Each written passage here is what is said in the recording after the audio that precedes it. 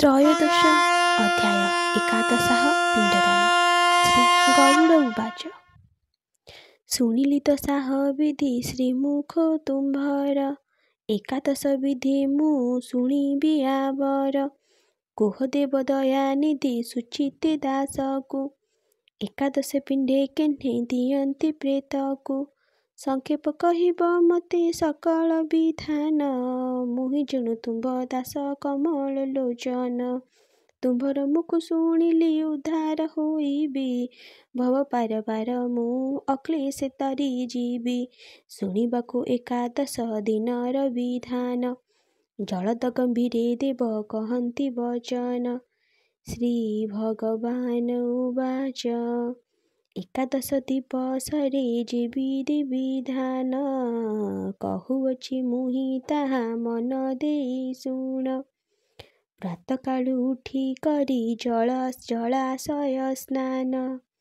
करी गोत्रय ब्राह्मण बेगे डाकी आण विनୟରେ नमस्कार करी पाद तळी प्रेत उद्धार करन्तु दया बहिबारे विनय करिण एही परकारे तांकु अनुमति नेई हेब तत्पर कार्यकु କାର୍ଯ୍ୟାରମ୍ଭେ ମନ ମଧ୍ୟ ବିଷ୍ଣୁ ସୁମରିବ ତାହାଙ୍କ ବିନାଟି କାର୍ଯ୍ୟ ସଫଳ ନହିବ ଏଣେ ପ୍ରଥମରେ ବିଷ୍ଣୁ କରିବ ସ୍ମରଣ ଖଣ୍ଡିତ ହୋଇବ ସର୍ବ ବାଧା ବିଘ୍ନ ମାନ ଜ୍ଞାତି କୁଟୁମ୍ବ ମାନଙ୍କୁ ଡକାଇ ଆଣିବ ସମସ୍ତେ ମିଳିନ ପିଣ୍ଡ କାର୍ଯ୍ୟକୁ କରିବ ସୁବର୍ଣ୍ଣର ବିଷ୍ଣୁ ରୂପ କରିବ ନିର୍ମାଣ ତାମ୍ର ନିର୍ମିତ ପ୍ରତିମା ରୁଦ୍ରଙ୍କର ଜାଣ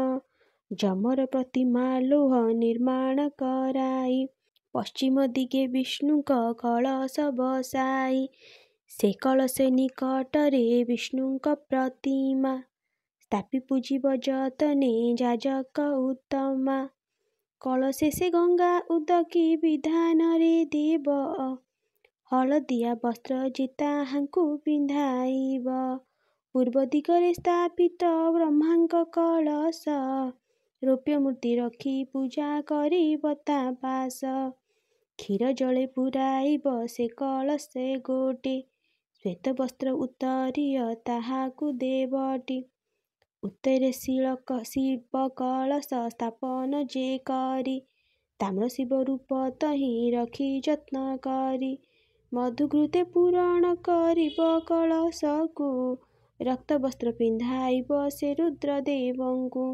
ଦକ୍ଷିଣରେ ଯମଙ୍କର କଳସ ରଖିବ ବର୍ଷା ଜଳ ସେ କଳସେ ମଧ୍ୟେ ପୁରାଇବ ଲୌହ ପ୍ରତିମା ତା ପାଶେ କରିବ ସ୍ଥାପନ କୃଷ୍ଣ ବସ୍ତ୍ର ତାହାଙ୍କୁ କରିବ ପରିଧାନ ମଧ୍ୟ ଦେଶେ ଏକ ଗୋଟି ମଣ୍ଡଳ କରିବ କୌଶିକଙ୍କୁ ମଣ୍ଡଳେ ଆହ୍ୱାନ କରିବ ଦକ୍ଷିଣ ଦିଗକୁ ମୁଖ କରିବ ଯେ କର୍ତ୍ତା ତର୍ପଣ ବିଧି କରିବ ହୋଇ ସ୍ଥିର ଚିତା ବ୍ରାହ୍ମଣ ବିଷ୍ଣୁ ଶିବଙ୍କୁ ଯେ ବିଧି ଅନୁସାରେ ତର୍ପଣ କରିବ ଦେବ ତୀର୍ଥ ଭକତିରେ ତଦନ୍ତେ ହୋମ ବିଧାନ କରିବ ସତ୍ୱର ଶ୍ରାଦ୍ଧ ଦଶ ଘଟା ପୂଜା ତହିଁ ପରେ କର ଶ୍ରାଦ୍ଧର ଶେଷରେ ଧେନୁ ଦାନ ଯେ କରିବ ସେ ଦାନରେ ପ୍ରେତ ନିଶ୍ଚେ ସ୍ୱର୍ଗେ ବିଳସିବ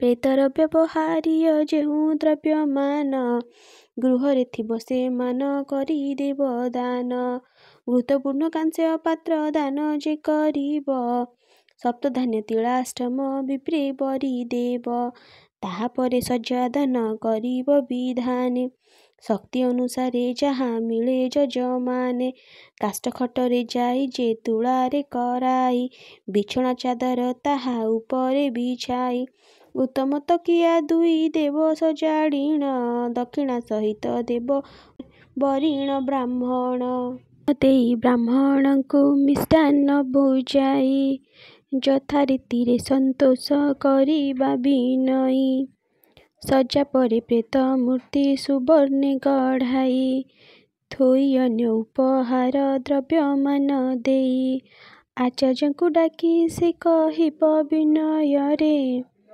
ଏହି ସଜା ଦାନ ମୁହିଁ ପ୍ରେତ ଉଦ୍ଦେଶ୍ୟରେ ସଜାଡ଼ିଛି ଆପଣଙ୍କୁ କରିବଇଁ ଦାନ। ହେ ଆଚାର୍ଯ୍ୟ ବର ଏହା କରନ୍ତୁ ଗ୍ରହଣ। ଆଶିଷ ଦିଅନ୍ତୁ ପ୍ରେତ ଲଭୁ ଯେ ସଦ୍ଗତି। ଏହିପରି କହି ଦେବ ଦାନକୁ ସମ୍ପ୍ରତି। ଏହିପରି ଦାନ ଦେଇ ବ୍ରାହ୍ମଣେ ଭୋଜନ। ଦେଇ ଦକ୍ଷିଣା କରିବ କର୍ମ ସମାଧାନ। ଜ୍ଞାତିମାନଙ୍କ ସହିତ ମାର୍ଜନ ହୋଇବ। ଦଧି ମଧୁ ଘୃତ ଦୀପ ଅର୍ପଣ କରିବ। ଅନ୍ତରର ଯଥା ଶକ୍ତି ବକ୍ଷୋତ୍ସର୍ଗ କର୍ମ। କେରିବା ଅଟଇ ବାବୁ ଶାସ୍ତ୍ରର ବିଧାନ। ନ କରିଲେ ବୃକ୍ଷୋତ୍ସର୍ଗ ପୂର୍ଣ୍ଣାଙ୍ଗ ଯେ କର୍ମ। ନ ହୁଏ କଦାପି ଏହା ଭଲ କରି ଜାଣ। ବୃକ୍ଷୋତ୍ସର୍ଗର ବିଧାନ କହୁଅଛି ମୁହିଁ। ପ୍ରେତକୃତ୍ୟରେ ପ୍ରଧାନ ଅଟଇଟି ସେହି। ବୃକ୍ଷୋତ୍ସର୍ଗ ପୁତ୍ର ଯଦି ପ୍ରେତ ଉଦ୍ଦେଶ୍ୟରେ କରିପାରେ ପ୍ରେତ ତେବେ ଯାଏ ସ୍ୱର୍ଗପୁରେ। ଦେବଦେବୀ ମାନଙ୍କର ସହିତ ବିହିରେ ସ୍ୱର୍ଗ ସୁଖ ଭୁଞ୍ଜି ନିରନ୍ତର କ୍ରୀଡ଼ା କରେ। ହୀନାଙ୍ଗ ବା ରୋଗୀ କ୍ଷୀଣ ଶିଶୁ ବୃଦ୍ଧ ଜାଣ। ବୃକ୍ଷୋତ୍ସର୍ଗ ନିମନ୍ତେଟି କଦାପି ନ ଆଣ। ସତେଜ ବୟସ୍କ ବୃକ୍ଷ ଦେଖିଣ ଆଣିବ। ପିଙ୍ଗଳ ବର୍ଣ୍ଣ ସ୍ୱର୍ଣ୍ଣାଭ ଚକ୍ଷୁ ହୋଇଥିବ। ସିଂହ ଦୁଇ କଳା ପାଦ ଯେ ରକ୍ତ ବର୍ଣ୍ଣ। ଏହିପରି ବୃକ୍ଷ ଉତ୍ସର୍ଗିବ ଯେ ବହନ। ବୃକ୍ଷର ପୃଷ୍ଠ ହେ ଶ୍ୱେତ ବର୍ଣ୍ଣ ଥିବ ହୋଇ। ଉତ୍ତମ ବ୍ରାହ୍ମଣ ବରି ତାକୁ ଦାନ ଦେଇ। ରକ୍ତବର୍ଣ୍ଣ ବୃଷଭକୁ କ୍ଷତ୍ରିୟ ଉତ୍ସର୍ଗ। ପୀତବର୍ଣ୍ଣ ବୃଷଭେଶ ଜାତିରେ ଯେ ଯୋଗ୍ୟ। ଶୂଦ୍ରମାନେ କୃଷ୍ଣ ବର୍ଣ୍ଣ ବୃକ୍ଷ ଉତ୍ସର୍ଗିବେ। ବୃଷଭ ଚିହ୍ନି ଏପରି ପ୍ରତ୍ୟେକ ବାଛିବେ। ପିଙ୍ଗଳ ବୃକ୍ଷ ଉତ୍ସର୍ଗ ବିଧାନେକ ଅଛି। ତାହାର ସ୍ୱରୂପ ଏବେ ବର୍ଣ୍ଣନା କରୁଛି। ପିଙ୍ଗଳ ବୃକ୍ଷ ସକଳ ଅଙ୍ଗ ପ୍ରତ୍ୟଙ୍ଗ ଦି। ପିଙ୍ଗଳ ବର୍ଣ୍ଣ ହୋଇବ ଜାଣ ସେହି ବିଧି। କେବଳ ତା ପଛ ପାଦ ଦୁଇ ଶୁକ୍ଳ ହୁଏ। ପିଙ୍ଗଳ ବୃକ୍ଷ ବୋଲିଣ ସେ ବୃକ୍ଷ ବୋଲାଏ। ଏହିପରି ବୃଷଭ ଯେବେ ପିତୃ ଉତ୍ସର୍ଗନ୍ତି। ପିତୃମାନେ ପରିତୃପ୍ତି ତହିଁରେ ହୁଅନ୍ତି। ବୃଷଭ ଚରଣ ମୁଖ ଶ୍ୱେତ ବର୍ଣ୍ଣ ହେଲେ। ନୀଳ ବୃକ୍ଷ ସେହି ଗୋଟି ବୋଲାଏଟି ଭଲେ। ଯେଉଁ ବୃଷଭ ସର୍ବାଙ୍ଗ ଲୋହିତ ଦିଶଇ। ପୁଚ୍ଛ ବସନ ତାହାର କପିଳେ ଯେ ହୋଇ। ଖୁରା ଚୂନ ଯଦି ତାର ହୋଇବ କପିଳ। ରକ୍ତ ନୀଳ ବୃକ୍ଷ ଜାଣ ଶାସ୍ତ୍ରର ବିଚାର।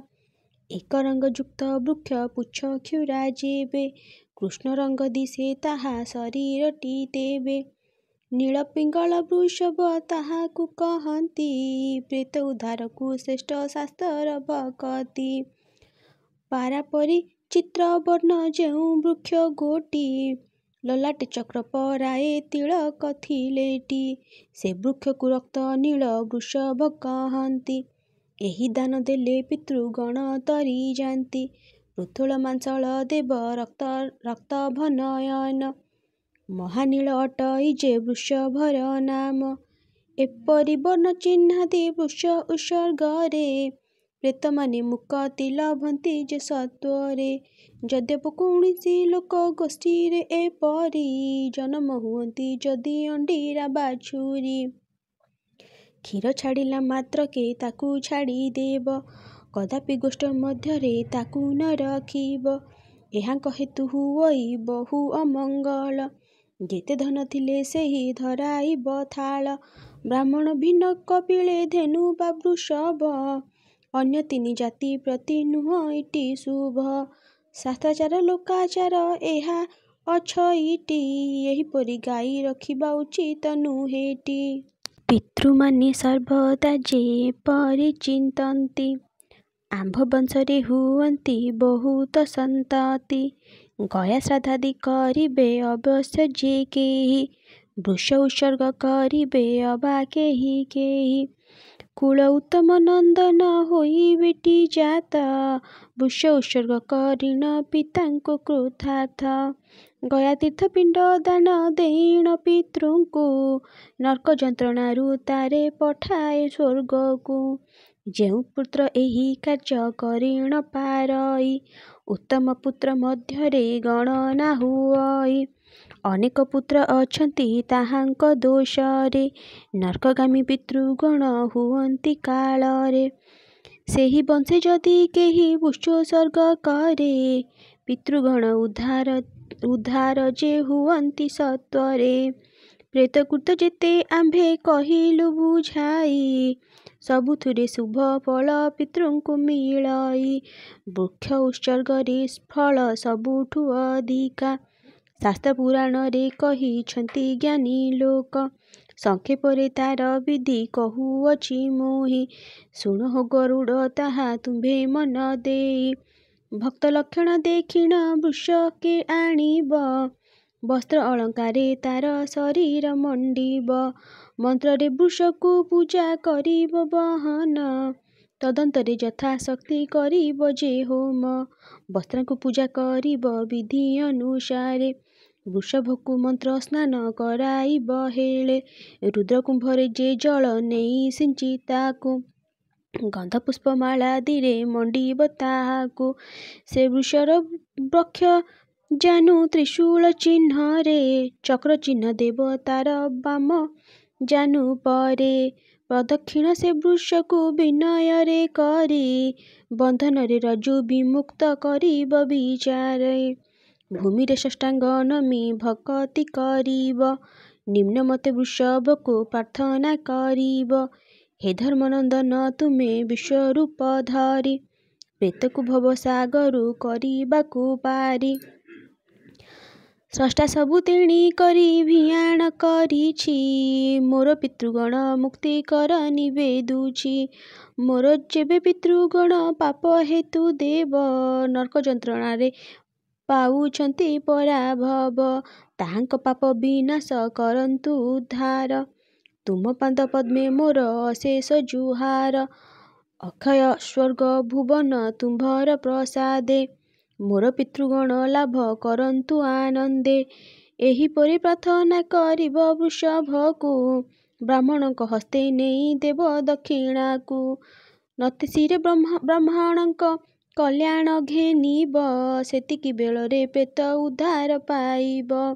ମୃତ ପରେ ପୁତ୍ର ଏହି ଦାନକୁ କରନ୍ତି, ଜୀବନ୍ତେ କାଳ କରିବା ଶାସ୍ତ୍ରେ ନିଷେଧନ୍ତି।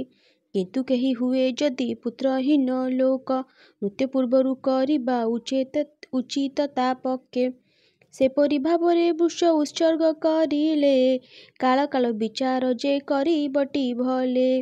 କାର୍ତ୍ତିକ ମାଘ ବୈଶାଖ ମାସ ହୋଇଥିବ, ସୂର୍ଯ୍ୟଙ୍କ ଉତ୍ତରାୟଣ ଯେବେ ହୋଇଥିବ।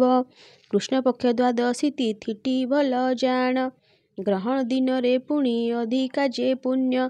ମେଷ ବୃଷ ସଂକ୍ରାନ୍ତିରେ ଦିନରେ କରିଲେ, ପୁଣ୍ୟ ଅଧିକ ହୁଅଇ ଏହା ଜାଣ ଭଲେ। ଯୋଗାଦ୍ୟ ଆରମ୍ଭ ଯେଉଁ ଦିନରେ ହୁଅଇ, ସେ ଦିନରେ ବୃଷୋତ୍ସର୍ଗ ଯେଜନ କରଇ। ଅଧିକ ହୁଅଇ ପୁଣ୍ୟ ପାପ ଯାଏ ନାଶ, ଏହା ଲେଖି ଜାଣିଣ ଅଛନ୍ତି ବେଦ ବ୍ୟାସ। ସ୍ନାନାନ୍ତେ ଶୌଚ ହେବ ଶୁଭ ମୁହୂର୍ତ୍ତରେ, ଉତ୍ତମ ବ୍ରାହ୍ମଣ ଡାକି ଶିବ ମନ୍ଦିରରେ। ପାଦ୍ୟ ଅର୍ଘ୍ୟ ଦେଇ ଯତ୍ନେ ପୂଜାକୁ କରିବ, ପୂର୍ବୋକ୍ତ ବିଧାନ ତାଙ୍କ ହସ୍ତେ କରାଇବ। ଶାଳଗ୍ରାମ ଶିଳା ସ୍ଥାପି ପୂଜା ଭକତିରେ, ବୃଷୋତ୍ସର୍ଗ ବିଧିମାନ କରି ଆନନ୍ଦରେ। ବ୍ରାହ୍ମଣ ଭୋଜନ ଦେଇ ଦକ୍ଷିଣାକୁ ଦେବ, ଶେଷ ନମସ୍କାର କରି ଭକତି କରିବ। ଘେନିବ ଆଶିଷ ଆନନ୍ଦରେ ତାଙ୍କଠାରୁ, ବିଦାୟ କରିବ ହର୍ଷେ ବ୍ରାହ୍ମଣ ଗୃହରୁ। ଏହିପରି ଯଦି କେହି ପୁତ୍ରହୀନ କରେ, ପୁତ୍ରଦାନଠାରୁ ଶେଷେ ଅଧିକ ହୋଇପାରେ। ଦିନକୁ ଦିନ ତାହାର ନାଶ ଯାଏ ପାପ, ଅଖଣ୍ଡ ଧର୍ମ ହୁଅଇ ତାହାର ସ୍ୱରୂପ। ତାର ପିତୃଗଣ ସ୍ୱର୍ଗ ପରେ ବିଳସନ୍ତି, ସ୍ୱର୍ଗରୁ ଆଶିଷ ଧାର ତାହାକୁ ଦିଅନ୍ତି। ପିତୃଙ୍କୁ ତାରି ଯେ ଜନ ଉଦ୍ଭବ ପାରବାର, ଅକ୍ଲେଶତା ପ୍ରଭାବେ ହୋଇଯାଏ ପାର। ଯେତେ ଦାନ ହୋମ ଯଜ୍ଞ ଅଛଇ ବର୍ଣ୍ଣିତ, ତହିଁରୁ ଅଧିକ ଫଳ ହୁଅଇ ପ୍ରାପତ। ବାଲ୍ୟ ଯୌବନେ ଅଥବା ବାର୍ଦ୍ଧକ୍ୟ କାଳରେ, ଜ୍ଞାନେ ଅଜ୍ଞାନେ ପାପ ଯାହା ଯାହା କରେ। ନିତ୍ୟ ନୈମିତ୍ତିକ ପାପ ସ୍ୱର୍ଣ୍ଣ ସ୍ତେୟ, ପୁଣି ପରସ୍ତ୍ରୀ ହରଣ ଗୁରୁଦ୍ରୋହ ଆଦି ଘେନି। ମିତ୍ରଦ୍ରୋହୀ କୃତଘ୍ନତା ବିଶ୍ୱାସଘାତକତା, ସୁରାପାନ ବେଶ୍ୟା ନାରୀ ହରଣ କରତା। ବ୍ରହ୍ମସ୍ୟ ଦେବସ୍ୟ ପୁଣି ପରସ୍ୟ ହରଣ, ବୃଷଳୀକରଣ ଅବା ଚେପସୁ ହରଣ। ଅଧମ ଜାତିର ମଣି ରମଣ ଯେ କରେ, ସର୍ବ ପାପ ନାଶ ଯାଏ ବୃଷ ଉତ୍ସର୍ଗରେ। ଏହା ସମାନ ଦାନ ନାହିଁ ଅଛି କିଛି ଆନ, ସତପୁରୁଷ ଉଦ୍ଧାର ଏଥି ହୁଅନ୍ତି ପୂର୍ଣ୍ଣ। ସ୍ୱାମୀ ପୁତ୍ର ଥାଉଁ ଥାଉଁ ରମଣୀ ମରଇ, ସ୍ୱର୍ଗପୁରକୁ ଗମନ ହେଳେ ସେ କରଇ। ତାହା ପାଇଁ ବଶ୍ୟୋତ୍ସର୍ଗ ନୁହଇ ଉଚିତ, ଦୁଗ୍ଧବତୀ ଗାଭୀ ଦାନ ତା ପାଇଁ ବିହିତ। ବିଧବା ରମଣୀ ପାଇଁ ବୃଷ ଉତ୍ସର୍ଗିତ, ଦୁଶ୍ଚିତ ବିନାଶ ସେଇ ସ୍ୱର୍ଗପୁରେ ଯିବ। ବୃଷର କାନ୍ଧରେ ବସି ଯେ ଜନ ଗମଇ, ବୃଷଭକୁ ନିର୍ଦ୍ଦୟରେ ପ୍ରହାର କରଇ। କଳ୍ପେ ମରିଯନ୍ତେ ନର୍କେ ବସେ ସେହି ଜନ, ନାନାଦି ଯନ୍ତ୍ରଣା ଭୋଗ ମୂର୍ଖତା କାରଣ। ସେ ପାପ ବିନାଶ ପାଇଁ ବଶ୍ୟୋତ୍ସର୍ଗ କର, ପିତାମହାଦିଙ୍କୁ ନର୍କରୁ ଉଦ୍ଧାର। ମୃତାହ ଷୋଡ଼ଶ ଦାନ ବଶ୍ୟୋତ୍ସର୍ଗ ଆଦି, ଗୋଟି ଗୋଟି କରିଣ ମୁଁ କହିଲି ସମ୍ପାଦି। ମୃତ୍ୟୁ ପୂର୍ବେ ଦାନ ବିଧି ପୁରାଣ ଶ୍ରବଣ, ଗଙ୍ଗା ମୃତ୍ତିକା ବା ଜଳ ପ୍ରଭୃତି ସେବନ। ମୃତ୍ୟୁସ୍ଥାନଠାରୁ ଅର୍ଦ୍ଧ ବାଟରେ ବ୍ୟବସ୍ଥା, ଚିତା ଆରୋହଣ ପୁଣି ପିଣ୍ଡ ଦାନ କଥା। ଶୀତଳ କରିଣ ଆଦି ଅସ୍ଥି ସଞ୍ଚୟନ, ଦଶାହ ବିଧି ବିଧାନ ଯେ କରି ଯେ ଦିନ ଯେ ଦାନ। ଏକାଦଶ ଦିନ କ୍ରିୟା ଷୋଡ଼ଶ ବ୍ୟବସ୍ଥା, ବଶ୍ୟୋତ୍ସର୍ଗ ବିଧି ପୁତ୍ରହୀନ ଦାନ କଥା। ସଂକ୍ଷେପରେ କହିଲି ମୁଁ ପୂର୍ବ ଷୋଡ଼ଶକୁ, ଉତ୍ତର ଷୋଡ଼ଶ ବିଧି କହିବି ତୁମ୍ଭଙ୍କୁ। ପ୍ରଥମରେ ଶ୍ରୀକୃଷ୍ଣଙ୍କୁ ପିଣ୍ଡ ଦାନ ଦେବ, ଦ୍ୱିତୀୟ ପିଣ୍ଡଟି ମହେଶଙ୍କୁ ସମର୍ପିବ, ତୃତୀୟ ପିଣ୍ଡଟି ଦେବ ଯମ ଦେବତାଙ୍କୁ, ଚତୁର୍ଥ ପିଣ୍ଡ ପ୍ରଦାନ କରି ସେମାନଙ୍କୁ, ପଞ୍ଚମ ପିଣ୍ଡ ଅଗ୍ନିଙ୍କୁ କରି ସମର୍ପଣ, ଷଷ୍ଠ ପିଣ୍ଡ ହବ୍ୟବାହନଙ୍କୁ ଦେବ ପୁଣ, ସପ୍ତମ ପିଣ୍ଡଟି ଜାଣ ବରୁଣକୁ ଦେବ, ଅଷ୍ଟମ ପିଣ୍ଡଟି ଇନ୍ଦ୍ର ଦେବ ସମର୍ପିବ, ନବମ ପିଣ୍ଡ ପରମ ପୁରୁଷଙ୍କୁ ଜାଣ, ଦଶମ ପିଣ୍ଡ ପ୍ରେତକୁ କରିବ ପ୍ରଦାନ, ଏକାଦଶ ପିଣ୍ଡି ଗୋଟି ନାରାୟଣଙ୍କର, ଦ୍ୱାଦଶ ପିଣ୍ଡିରେ ବ୍ରହ୍ମାଙ୍କର ଅଧିକାର, ତ୍ରୟୋଦଶ ପିଣ୍ଡି ମଧୁସୂଦନଙ୍କୁ ଦେବ, ଚତୁର୍ଦ୍ଦଶ ପିଣ୍ଡ ଶିବେ ପ୍ରଦାନ କରିବ, ପଞ୍ଚଦଶ ପିଣ୍ଡି ଗୋଟି ଦେବ ସମନଙ୍କୁ, ଷୋଡ଼ଶ ପିଣ୍ଡକୁ ଦେବ ସପ୍ତ ପୁରୁଷଙ୍କୁ। ଦ୍ୱିତୀୟ ଷୋଡ଼ଶ ଅବା ଉତ୍ତର ଷୋଡ଼ଶ, ଏହାକୁ କହିଅଛନ୍ତି ଦେବ ବେଦବ୍ୟାସ। ପ୍ରତ୍ୟେକ ଦ୍ୱାଦଶୀ ଦିନ ପିଣ୍ଡ ଦାନ ଦେବ, ପାକ୍ଷିକ ଶ୍ରାଦ୍ଧ ଯତନେ ଭାବରେ କରିବ। ମାସିକ ତ୍ରୟମାସିକ ଷାଣ୍ମାସିକ ପୁଣି ସାମ୍ବତ୍ସରିକ ଯେ ପିଣ୍ଡ ଦାନ ବିଧି ଜାଣି, ଯତନ କରିବ ଏହି ପିଣ୍ଡ ଦାନ ପୁତ୍ର, ଉତ୍ତର ଷୋଡ଼ଶ ବୋଲି ଏ ପିଣ୍ଡ କଥିତ। ତିଳ ତଣ୍ଡୁଳ ଏକତ୍ର ଘରେ ପକ୍ୱ କରି, ଏକାଦଶ ଦିନେ ପ୍ରେତ ସମର୍ପିବ କରି। ଏହିପରି ପିଣ୍ଡମାନ ଯେ 48, ଦେଲେ ଜାଣେ ପ୍ରେତର ପ୍ରେତତ୍ୱ ଯିବ ନାଶ। ଏହା ଫଳେ ପ୍ରେତତ୍ୱର ନାଶ ଯାଇ, ପିତୃଗଣଙ୍କ ମଧ୍ୟରେ ଆନନ୍ଦ ମିଶଇ। ପିତୃଗଣଙ୍କର ମେଳ ହେବା ପାଇଁ ଜାଣ, ଶାସ୍ତ୍ର ବିହିତଟି ଅଟଇ ତ୍ରିଷୋଡ଼ଶ ପୁଣ। ତ୍ରିଷୋଡ଼ଶ ଊଣା ହୁଏ ଯାର ଶ୍ରାଦ୍ଧ ଏକ, ସେହି କେବେ ପ୍ରେତତ୍ୱରୁ ମୁକ୍ତି ନ ପାଏକ। ବଂଶ ମଧ୍ୟରେ କେହି ଏ ଶ୍ରାଦ୍ଧ ଦେବା ଯାଏଁ, ପ୍ରେତ ଦେହ ଧରି ଏଣେ ତେଣେ ଭ୍ରମୁଥାଏ। ତେଣୁ ପୁତ୍ରୀଟିଏ ଏକା କର୍ତ୍ତବ୍ୟ ଅଟଇ। त्रय षोडश विधान ଯତ୍ନେ କରିବଇ। ସ୍ୱାମୀର ଉଦ୍ଦେଶ୍ୟ ପତ୍ନୀ ଏ ଶ୍ରାଦ୍ଧ କରିଲେ। ଅନନ୍ତ ଫଳ ମିଳଇ ପ୍ରେତ କୁଟି ଭଲେ। ମାସ ପକ୍ଷ ତିଥି ପୁଣି ଅଧିମାସ ହେଲେ। ମୃତ୍ୟୁ ଦିବସକୁ ନିର୍ଦ୍ଦୋଷ ଯେ ସେହୁ ଭଲେ। ଏହି କରି ସେହି କଥା ମନେ ରଖିଥାନ୍ତି। ଆଶ୍ୱିନ ମସାରେ ରବି କନ୍ୟାରେ ରହିବ। କୃଷ୍ଣପକ୍ଷେ ଶ୍ରାଦ୍ଧ ଯେବେ କରିବ ହରଷେ। ସେହି ଶ୍ରାଦ୍ଧ ପିତୃପକ୍ଷ ମନକୁ ସନ୍ତୋଷେ। ପୁତ୍ର ଥିବା ପତ୍ନୀ ସହ ମରଣ ନ କରେ। ଏହି ଶ୍ରାଦ୍ଧ କରି ସ୍ୱାମୀ ଉପକାର କରେ। ବଞ୍ଚି ରହିବାର ଫଳ ଯଥାର୍ଥ ହୁଅଇ। ମରଣାନ୍ତେ ସ୍ୱାମୀ ସଙ୍ଗେ ଅବଶ୍ୟ ମିଳଇ। ଦେବ ବସେ ଯଦି କେହୁ ଅଗ୍ନି ବା ଜଳରେ।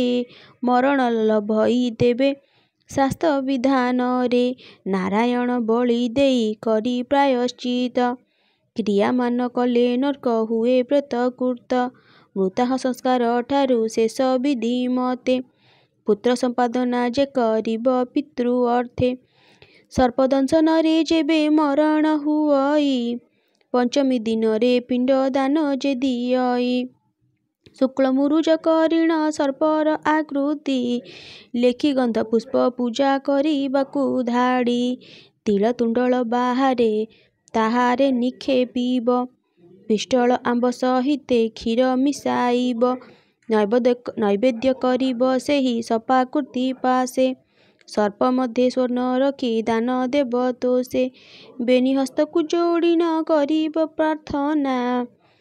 ଆହେ ନାଗରାଜା ପୂଜା କର ମୋର ଘେନ। ନାଗକୁ ବନ୍ଦାଇ ନାରାୟଣଙ୍କୁ ପୂଜିବ। ପୂର୍ବ ପରକାରେ ନାରାୟଣେ ବଳି ଦେବ।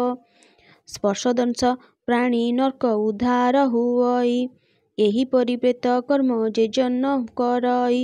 ଉତ୍ତମ ବ୍ରାହ୍ମଣ ଡାକି ପାଦ୍ୟ ଅର୍ଘ୍ୟ ଦେବ। ଅନ୍ନ ଜଳ ଘଟେ ତାହା ଦାନକୁ କରିବ।